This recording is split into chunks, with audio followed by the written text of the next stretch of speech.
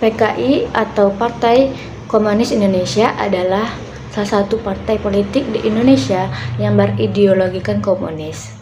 Nah, pada awalnya PKI adalah gerakan yang berasimilasi ke dalam Syarikat Islam.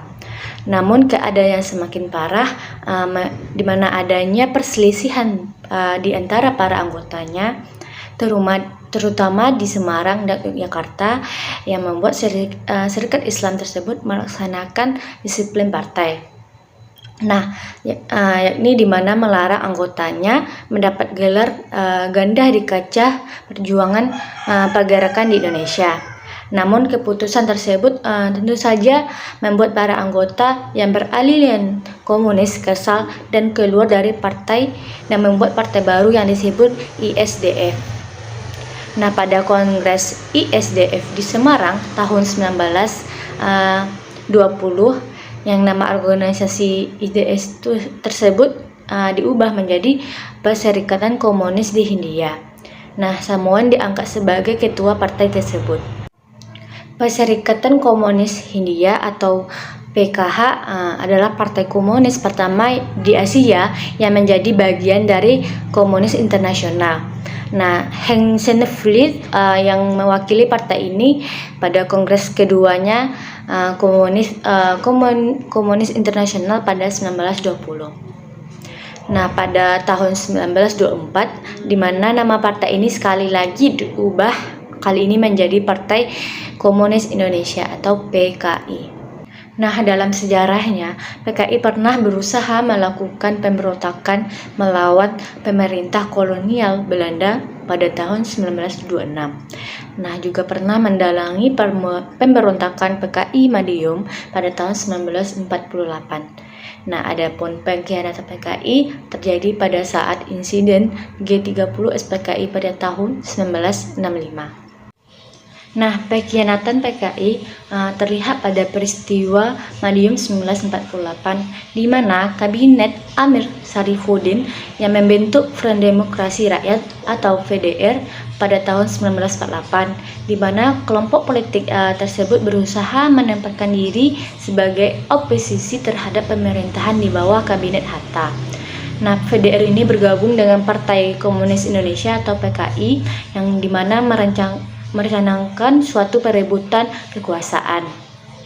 Nah, adapun beberapa aksi kegiatan yang dilakukan kelompok ini diantaranya dengan melancarkan propaganda anti pemerintah, mengadakan demonstrasi, yaitu pemogokan, menculik dan membunuh lawan-lawan politik, serta menggerakkan kerusuhan di beberapa tempat daerah di Indonesia. Dan pengkhianatan PKI semakin kuat pada malam 30 September dan 1 Oktober 1965, yang dimana 6 jenderal senior Indonesia yang dibunuh dan mayat mereka dibuang ke dalam sumur.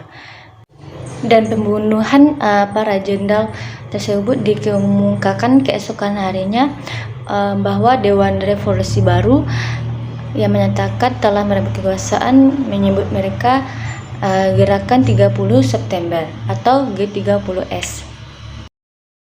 Kenapa yang dilakukan PKI tersebut disebut sebagai pengkhianat?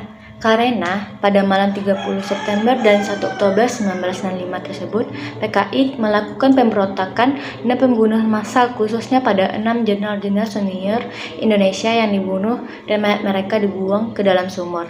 Selain itu, banyak sekali kasus pembunuhan rakyat Indonesia dan PKI yang dilakukan oleh orang PKI tanpa ada kejelasan hukum, di mana ribuan orang tak bersalah, terutama di Pulau Jawa dan Bali, yang dibantai secara sia-sia karena dituduh ikut komunis.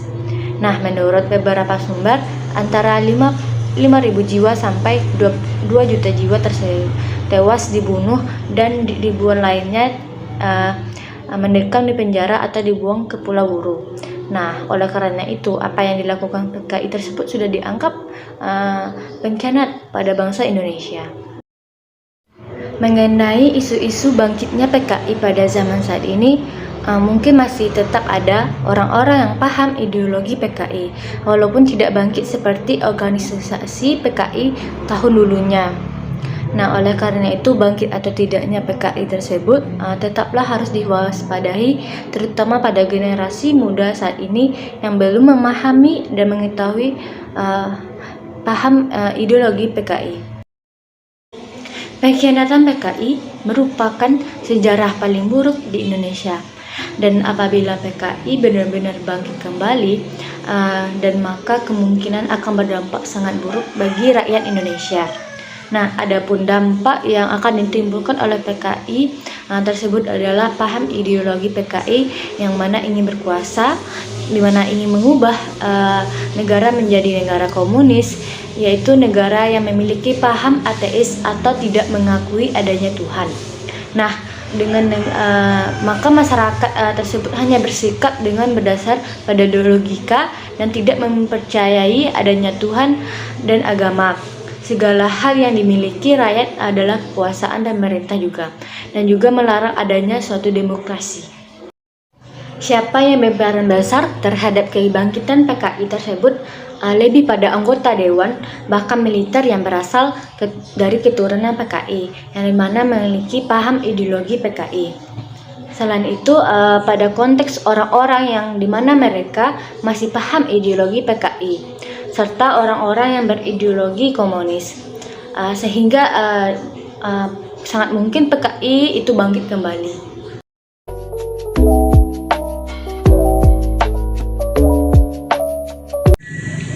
Apakah Nurul tahu tentang PKI? Tahu? Kalau boleh bisa jelaskan yang menurut sepahaman Nurul tentang PKI. PKI atau Partai Komunis Indonesia merupakan partai yang berideologi komunis terbesar yang pernah ada di Indonesia. PKI ini merupakan salah satu partai yang mempunyai pengikut yang paling banyak dari berbagai kalangan, baik itu kalangan intelektual, buruh, atau petani. Setahu saya, tujuan didirikannya PKI itu adalah untuk membangkitkan perasaan revolusioner rakyat Indonesia dari kalangan buruh dan petani yang tertindas oleh kaum borjuis. Jadi cuma segitu yang saya tahu mengenai PKI. Oke, baik, terima kasih ya Nurul. Nah, apakah Jawa tahu tentang PKI? Ya, tahu. Bisakah Jawa memberitahu tentang apa yang Jawa tahu tentang PKI? Menurut saya PKI itu kan Partai Komunis Indonesia. Kan pernah terjadi pemberontakan tuh pada 30 September tahun 1965 yang memakan banyak korban, baik dari jenderal, polisi ataupun rakyat sipil yang menjadi korban.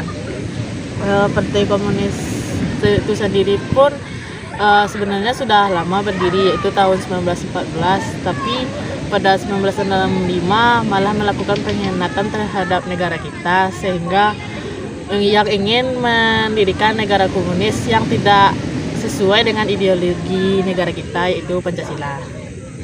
Hanya itu yang saya ketahui ya, Nah. Baik, terima kasih Jawa atas pendapatnya mengenai PKI. Sama-sama.